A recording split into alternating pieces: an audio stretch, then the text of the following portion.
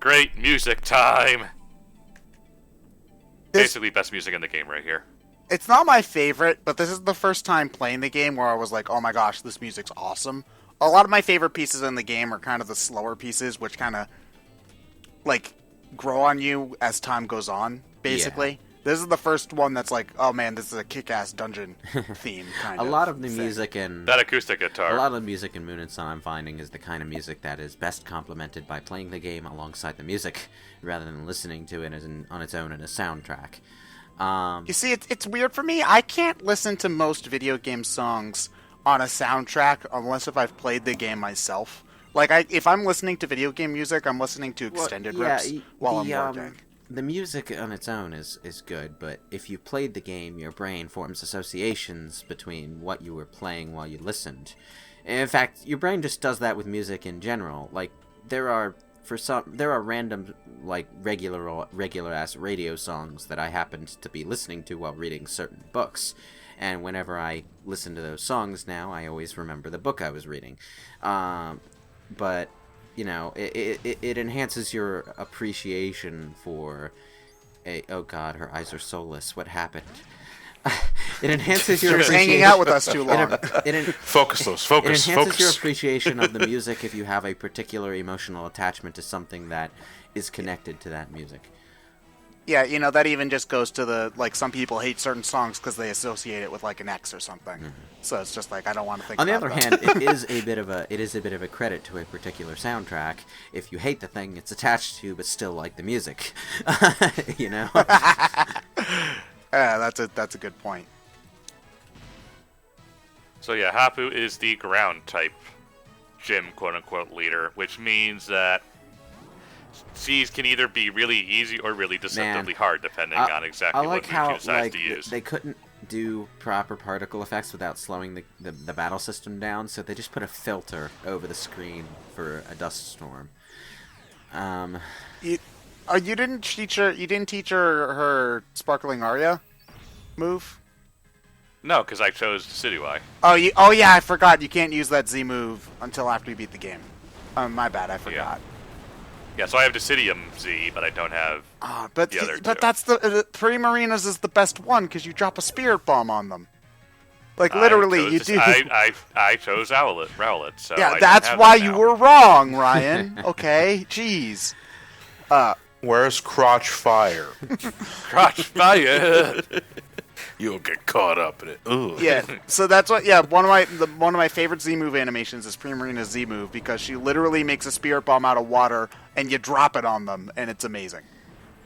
Yeah, I it am doesn't work. going to say at this point in the playthrough that before we started, and still at this point, I haven't played past like the beginning stages of the game, just because I haven't had, I guess, the motivation, the time as well, especially now that I've got a job, but I haven't had the motivation to get through the game. Now that I've gotten further in, past the admittedly kind of slow beginning, and seen the plot, seen the sense of adventure at play here, I really actually am looking forward to getting back into Pokemon Sun version.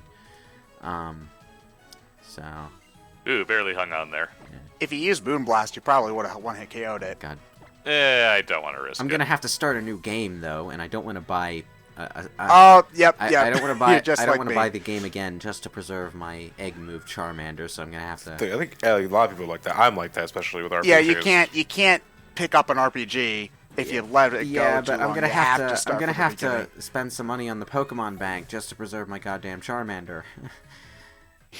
Oh, it's only $5 compared to like Yeah, 30. I'm not. Or if you know somebody, you can just go online Well, and that's trade what I over did the last Pokemon you time, care but about. I don't want to pester anyone about it this time. The Charmander was a gift, so I want to keep it. It was sort of a birthday present of sorts. Guys, Pokemon Switch means we'll finally have multiple save files. No, we won't. I mean, who you'll are have you to, kidding? Yeah, well, we'll have to make multiple accounts, but Yeah, but you know That's- what's gonna happen with that does count. You, Yeah. you won't be able to trade between your own accounts. Just watch. yeah, but Well, no, I don't see why they couldn't have multiple saves on your normal file because all the saves on the Switch are on the console, not the Well, card. there's no reason Because- why. Yeah, but if they didn't do it for Breath Okay, of the a Wild, lot they're of not going to do it for games, Pokemon. Even though there's no real reason for it, only will limit you to one save file per account because they are afraid that having a complicated save system will scare off the mainstreamers, I guess. Like, for some... Like, people are so afraid of having 3 save slots. For some dumbass like... reason, Ratchet & Clank's Reboot has a one save file limitation. It's a platformer, there's no reason for that. But it's even more insulting because the original game that it's a remake of allowed you to save as many times as you goddamn wanted. You know? Yeah, there's no reason to not have, like, even just the basic 3-file thing when you start the game, you know? Because if I want to play it again, I don't want to delete my 100% save file, you know?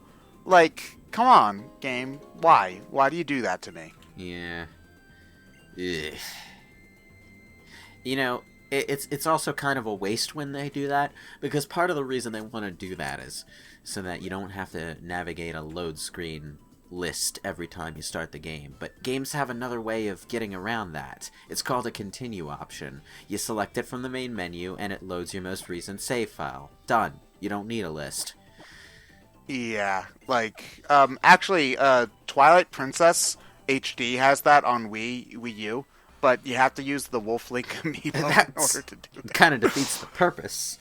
I mean, unless you Yeah, keep you that can tie the Wolf Link amiibo to a specific save file, and if you tap it, it'll load that save file from the But title there's screen. only You don't have to 3 go on through the menu. screen. There's no point. I know, but that's like more than 2. Yeah, it'll save you 10 seconds. No, it won't. Like- The time it takes to pick up that amiibo and tap it to your controller is longer than it would take to scroll to the option. Make it, and wondering if it works on first tap. Good point. That's a very good point, actually. Jesus. So this is, as far as Pokemon goes, this is the closest this game has to Victory Road. Yeah, Mount Monicala doesn't even really feel like Victory Road all that much. I do like the even Steam though that's the turtle. actual one. Oh yeah, Torkoal's been around since Gen 3. Has it? He was one of the cooler designs in that game. It's just Nummel's just a better choice if you're going for a fire type that's not Torkoal in that game. So I never have really used it. I mean, maybe one of these days, I don't know. I tend to shy away from Pokemon that don't evolve because they tend to kind of... They're good early on, but then they just fall off. Yeah, They're because like they don't ever get... Fredericks of Pokemon. Oh, yeah, basically. You don't use them because they're just going to eat up XP for everyone else. Okay. Yeah. Okay, Frederick, you're a great addition to the party because of that silver lance you got there. But I'm going to be putting you in the back. That's standard Fire Emblem beginner's traps. Yeah. Yeah, I'm glad I played Sacred Stones before that, though. So I knew from the get-go that, okay, because that game has your first pre-promoted unit is always a beginner's trap. Don't use them. Yeah, so... Well, I mean, have them around just in case you run into an emergency. Yeah, they're good Yeah. for bailing Actu- your main character out of a bad situation. The only exception to that is like in Fire Emblem Fates, where you get like the sibling characters who are pre-promoted, but they're also like some of the best But they're characters in lore. the game. They're lore, so they kind of are excused from that. Yeah, like they get super duper ultra weapons and whatnot. And we're finally evolving. Yeah, this Damn. this thing takes forever. This is like Gen 5 evolution territory. That's why I really, really wish that I knew that you could evolve it on Blush Mountain in Ultra Sun and Ultra Moon, because then you would have had for the entire Aether Foundation subplot. Okay. Yeah, that's Vicable. Okay, your dumb battery Pokemon suddenly became badass. Yep. Vikavolt is amazing, Vikavolt- especially if you kept like Dig and other weird priority moves on it. Dig is I mean, priority. that thing looks badass. I just mean that it has priority over missing stuff when you're underground and all that. Oh, okay. Yeah, it's also it's weird. It also learns Thunderbolt now. So. Yeah. It's one of the. It's like a lot of people are like, oh, it's too slow. So that's guys. We're talking about main game here, where the stats don't really matter as much here. Yeah. If you get anything with a strong attack in the main game of Pokemon, it's fine. You can plow through any Pokemon game if you have strong enough stab moves and type. Yeah, type it goes back weaknesses. to why I just prefer playing Pokemon as a single-player game than getting into all the dumb metagamey competitive crap. Well, don't call it dumb. It's just not your cup of tea. Well, that's because he thinks it's dumb. I think That I think was the thing. whining about it is dumb when you try to do something that's not metagame. Okay, optimal. well, but the meta itself is not That's more dumb. like, but you know, my it's problem just with that is less the game itself and more the attitude surrounding it. Yeah, True. Well, it's okay. It's okay for him to say that it's dumb as long as he doesn't say that other people are dumb for liking it. It's kind of like, I think we tried to talk about. that's sort of the implication I got. Well, okay. Here's the thing. I talked about this when we were doing Pikmin 2. Where, like, I think Pikmin 2 is a bad game. Therefore, if other people like it, I think they're wrong, but that doesn't mean I think they're a bad person. This comes more from me just not being into the competitive attitude as much as some other people. So when I contemplate getting into a competitive type game, my first thought is always going to be, but I'm going to have to deal with people's bad attitudes, and that's just not fun. I don't want to. And that's why you turn the voice chat off. No, you can't really turn the voice chat off in Pokemon because the problem arises where most of your Pokemon battles are going to be prearranged between you and someone else beforehand. So you've basically got two kinds of Yeah, situations. because you're not doing the random battle feature in Festival Plaza because you're just going up against people with 6 Mewtwo's or whatever. Yeah, so you got to prearrange it with people. So you're either just going to be battling the 2-3 people you know in real life who play Pokemon, or you're going to be going online looking for people with friend codes and whatnot to battle. Because now you can do that. We're in the modern era and Pokemon has evolved. But the problem with that is, like, those are strangers, and you have to talk to them to initiate the battle, and then afterward you're probably going to talk to them again, and then if you're not on the ball with whatever metagame decided was the best way to do things, there's odds are pretty even they're going to get on your case about it, and that just leaves a sour taste at the end of the experience.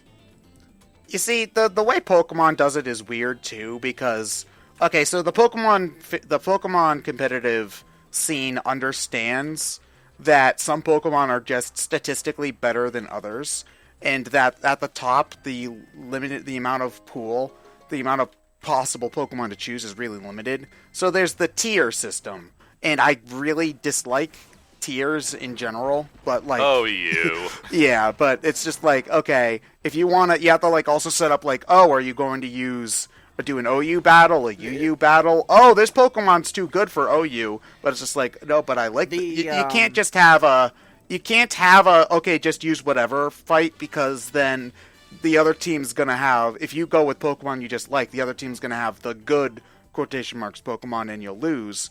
But then you also have to deal with stupid restrictions and arguing about who belongs where if you're trying to do something in some other. I hate it. It's the dumb. The other thing though is that it results in this kind of gaming experience where, okay, the first phase of the gaming experience is playing the single player game, and you're not going to have a competitive team by the end of the single player game because the game is just not built that way. So phase 2 becomes sitting in single player for hours upon hours trying to build that competitive team after you've already finished the single player game. So you can't go right into the multiplayer from the end game. There's an end game where you're trying to set yourself up for stop doing the Z dance. Stop doing the Z dance. Yeah, as somebody who's done a lot of breeding for Pokemon with good stats, and as someone who lucked out and got a probably hacked Max IV Ditto over Wonder Trade, even I have the best situation possible for breeding, and it's still tedious and dumb and takes hours. The only reason I do it is because it's something to do with my hands when watching TV. That's the only reason. I knew something was going to happen on this goddamn bridge. She knew it too. It's why she hesitated. Yeah, it's showing that she's gone so far from at the beginning of the game where she was afraid of bridges, and now she can do it because bridges. Just run past oh no, this isn't Gen 5. What are you talking about? Okay, whatever. I just love blowing up bridges. If this were Gen 5, this bridge would be 50 million miles long, and there'd be dramatic 3D pans across it. Because look at this bridge, guys. We modeled this. You're going to be impressed by it, god damn it. But I love Gen 5. But I guess to wrap up, my point is that, yeah, I kind of... I worded that poorly at the beginning when I said it was dumb, but it's more like it's almost a completely separate game within the game. It is. Yeah, You're right. and I don't feel like the transition between one half of the game and the other is smooth enough that... Well, let me just put it this way, Lewis. In the game, in the actual text, Pokemon's all about, oh, you should use your favorites to win. We love Pokemon. We treat them great. And then in the competitive, it's we're going to literally selectively breed and hatch hundreds and hundreds of eggs in order to use the Pokemon with specifically the best stats. Because, no, strong Pokemon, weak Pokemon, you don't just use your favorites, you use Mega Rayquaza because it's just specifically better than everything else. So you're right, it is a different game.